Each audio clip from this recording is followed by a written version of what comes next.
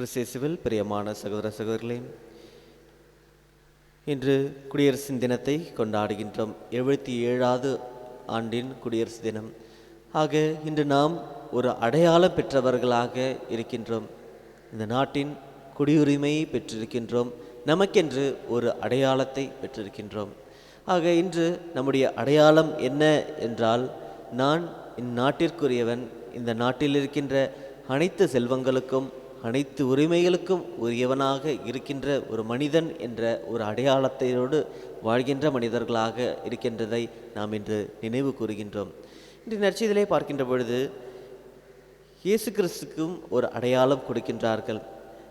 இவன் பேய் பிடித்தவன், இவன் சாத்தானை கொண்டே பேய்களை ஓட்டுகின்றான் என்று இயேசுவுக்கென்று ஒரு அடையாளத்தை கூறுகின்றார்கள். ஆக இது மனிதருடைய ஒரு இயல்பாக இருக்கின்றது. ஒரு மனிதனை நமக்கு பிடிக்கவில்லை என்றால் அவனுடைய பெயர்களை கெடுப்பதற்காக அவனுக்கென்று நாம் ஒரு பெயர்களை சூட்டுகின்றோம்.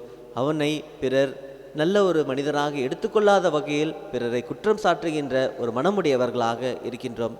ஆக இதே போலதான் அந்நாட்டில் வாழ்ந்தவர்கள் பிற மதத்தவர்களையும் அவர்கள் பேய்கள் என்று கூறினார்கள், பிற கடவுள்களை பேய்கள் என்று கூறினார்கள். அதே போல இயேசுவையும் ஒரு பேய் பிடித்தவன் என்று அவருக்கு என்று ஒரு அடையாளத்தை கூறுகின்றார்கள். ஆனால் இயேசு கிறிஸ்து அதற்காக எந்த ஒரு பதிலும் கூறவில்லை. மாறாக அவர்களை சிந்திப்பதற்காக அழைக்கின்றார். நீங்கள் சற்று சிந்தித்து பாருங்கள். நீங்கள் பேசுகின்ற சொற்களும் நீங்கள் உங்களுடைய செயல்களும் உங்களுடைய சிந்தனைகளும் எப்படிப்பட்டதாக இருக்கின்றது என்று சிந்தித்து பார்ப்பதற்காக அவர்களை அழைக்கின்றார். ஆக இவன் பேய் பிடித்தவன் பேய்களை கொண்டு பேய்களை ஓட்டுகின்றான் என்றால், ஒரு பேய் தன்னுடைய பேய்களை ஓட்டுவதற்காக தன்னுடைய சக்தியை பயன்படுத்தினால் அது எவ்வாறு நிலைத்து நிற்க முடியும் என்று முதலாவதாக அவர்களை சிந்திக்க அழைத்து அவர்கள் சொல்வது என்பது சரியில்லை என்பதை அவர்களுக்கு உணர்த்துகின்றார். அதேபோல் நீங்கள் வாழ்கின்ற உங்களுடைய நாடும் நீங்கள் இருக்கின்ற உங்கள் வீடும் பாழாக இருக்கின்றது என்று அவர்களை கூறுகின்றார். ஆக உங்களுடைய வீடு பாழாக இருக்கின்றது என்றால் நீங்கள் உங்களுடைய சமயத்தில் வாழ்கின்ற பொழுது உங்களுடைய சமயங்கள் எவ்வாறு இருக்கின்றது? நீங்கள் உங்களுடைய கடவுளை வழிபடுகின்றீர்கள், ஆனால் உங்களுடைய வழிபாட்டு என்பது ஒரு சாதாரண வழிபாட்டு முறையாக இருக்கின்றதை தவிர உண்மையிலேயே நீங்கள் கடவுளை வழிபடுகின்றீர்களா என்று சற்று சிந்தித்து பாருங்கள். நீங்கள் சற்று உங்களுடைய வாழ்நாள் முழுவதும் கடவுளை எவ்வாறு வழிபட்டு கொண்டிருக்கின்றீர்கள்? உண்மையான இதயத்தோடு வழிபட்டு கொண்டிருக்கிறீர்களா என்ற ஒரு கேள்வியை முன்வைக்கின்றார்.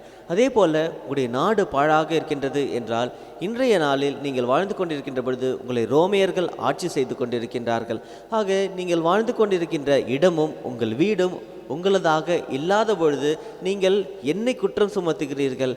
நான் பேய் பிடித்தவன் என்றும் தீயாவிகளை கொண்டு தீயாவியை ஓட்டுகின்றவன் என்றும். ஆனால் என்னில் இருப்பவர் யாராக இருக்கின்றார்? தூய ஆவியானவராக இருக்கின்றார். நான் தூயாவியால் நிரப்பப்பட்ட தூயாவியானால் செயல்படுகின்ற ஒரு மனிதனாக இருக்கின்ற பொழுது என்னிடத்தில் இருப்பவரை தீயாவி என்று கூறாதீர்கள். என்றால் நீங்கள் தீயாவியானரை குறித்து எதிராக பேசுகின்றீர்கள் என்றால் அதற்கு உங்களுக்கு மன்னிப்பே கிடையாது. ஏனென்றால் இவருடைய செயல்களில் பொறுத்து இவர் யார் என்ற அடையாளம் அவர்கள் அறிந்திருந்தார்கள்.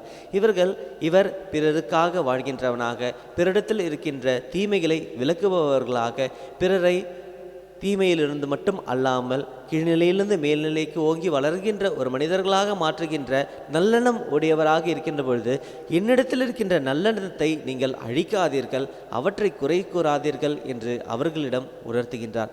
இன்று சற்று நாம் சிந்தித்து பார்க்க வேண்டியது, இன்று நம்முடைய அடையாளம் என்னவாக இருக்கின்றது?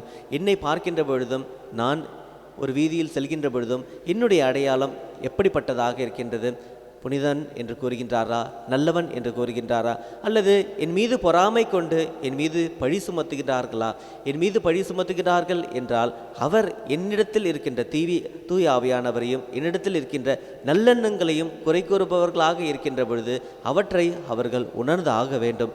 அல்லது நான் என்னிடத்தில் இருக்கின்ற தீமையை உடையவனாக இருக்கின்றேன் என்றால் இன்று நம்மிடத்திலே நாம் பெற்றுக்கொண்ட நம்முடைய ஞானஸ்தானத்தின் மூலமாக பெற்றுக்கொண்ட தூய ஆவியானவரை நாம் நினைவு கூறுவோம். அவர் என்னிடத்தில் தொடர்ந்து செயல்படவும் நான் இயேசுவை போல தூய ஆவியானவருடையவராக வாழவும் அவரால் செயல்பட்டு நடக்கக்கூடிய ஒரு மனிதனாகவும் வாழ இத்திருப்பலியிலே வரம் வேண்டி நம் இறைவிடம் மன்றாடுவோம்.